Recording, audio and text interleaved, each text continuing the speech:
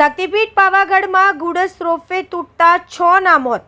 માલવાહક goods ropeway તૂટી પડતા 6 વ્યક્તિના મોત નીપજ્યા હોવાની ખબર મળી રહી છે। ભારે પવનના કારણે શ્રદ્ધાળુઓ માટે રોપવે બંધ કરવામાં આવ્યો।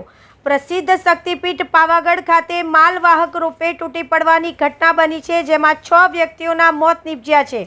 રોપવેનું દોરડું તૂટી જતા આ ઘટના સર્જાઈ હોવાની પ્રાથમિક જાણકારી મળી રહી છે। મૃતકોમાં 2 લિફ્ટ ઓપરેટર અને 2 શ્રમિક અને અન્ય 2 લોકોનો સમાવેશ થાય છે।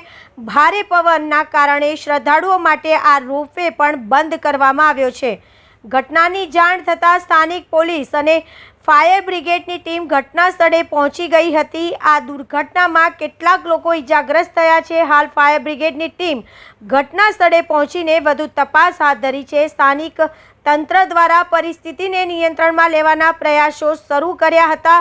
ઉલ્લેખનીય છે કે પાવાગઢના માચીથી મહાકાળી મંદિર સુધી બાંધકામ માટેની સામગ્રી લઈ જવા માટે અલગ ગુડસ રોપવે બનાવવામાં આવ્યો છે। બાંધકામ માટેનો સામાન લાવવા માટે લઈ જવા દરમિયાન રોપવેનો તાર તૂટી જતા દુર્ઘટના સર્જાઈ હતી।